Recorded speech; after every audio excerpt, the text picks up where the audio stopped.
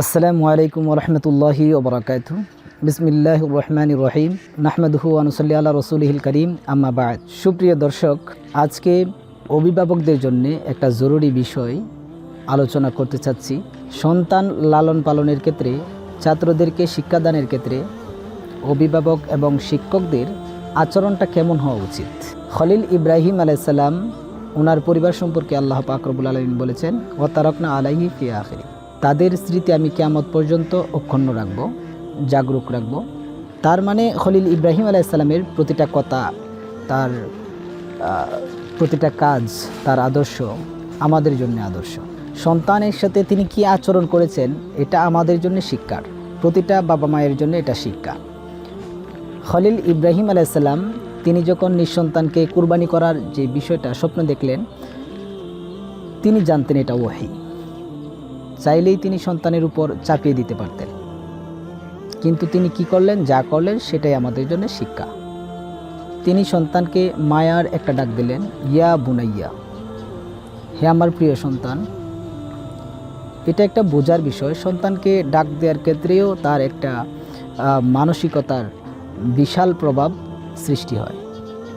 ডাকটা আমি কীভাবে দিলাম, মায়া করে ডাক দিলে সে গুরুত্ব দিয়ে শুনবে। খলিল ইব্রাহিমের শিক্ষা এটা, কুরআনুল কারীমের কথা এটা, সূরা সফফাতের মধ্যে এসেছে, ইয়া বুনাইয়া, হে আমার প্রিয় সন্তান। গুরুত্বপূর্ণ বিষয় আমরা সন্তানের উপর চাপিয়ে দিই, তখন রিয়াকশন হয়, বাচ্চারা কথা শুনতে চায় না।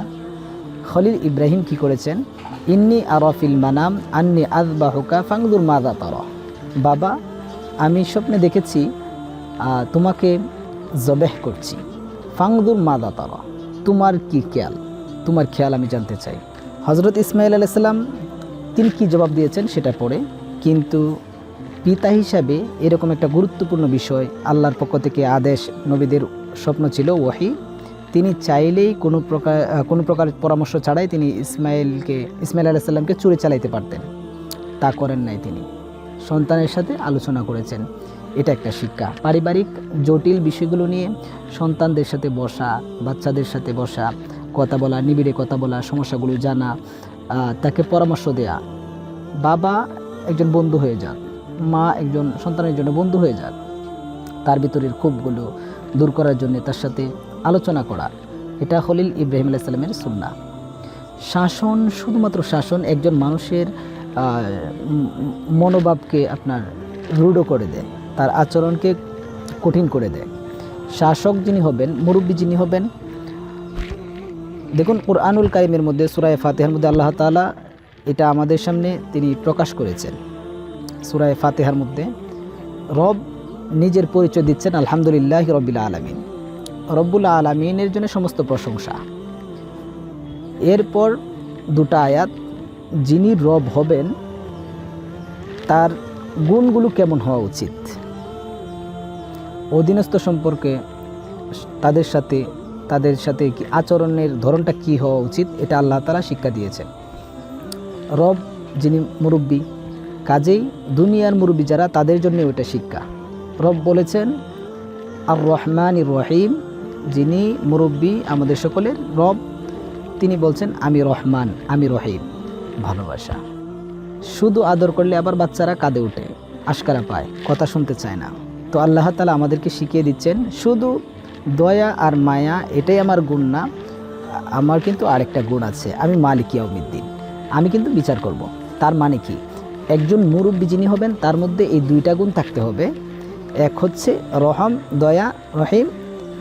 দ্বিতীয় হচ্ছে তিনি শাসনও করবেন, শাসনও থাকবে, দয়াও থাকবে। এই দুইটার সমন্বয়ে যখন হবে, তখন বান্দার পক্ষ থেকে জবাব যাচ্ছে কি, ইয়াকা না'বুদু ওয়া ইয়াকা নাস্তাঈন, আল্লাহ আমরা তো কেবল আপনারই ইবাদত করি, সাহায্য আপনার কাছেই চাই।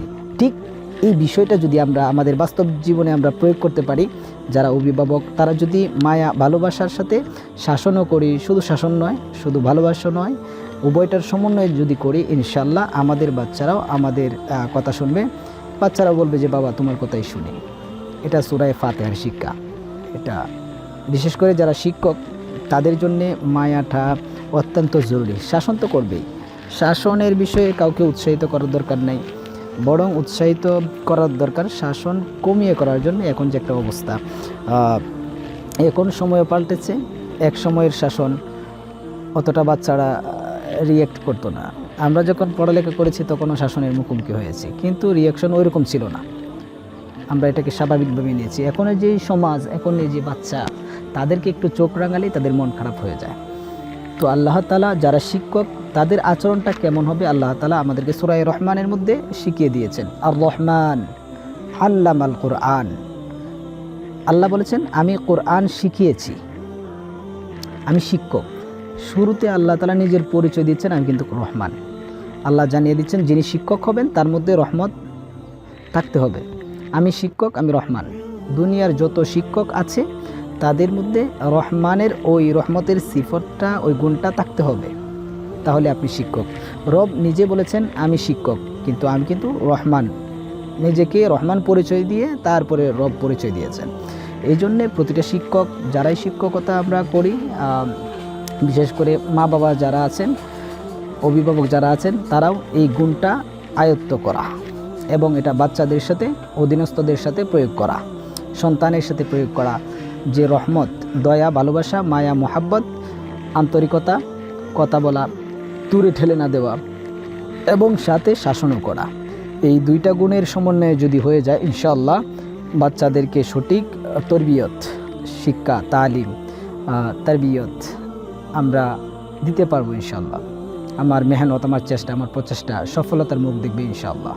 এই জন্যে আজকের এই সংক্ষিপ্ত আলোচনার মাধ্যমে অভিভাবক এবং শিক্ষক শ্রেণী যারা আছেন তাদের প্রতি আমার আবেদন যে আমরা বাচ্চাদেরকে আদরও করব, আবার শাসনও করব।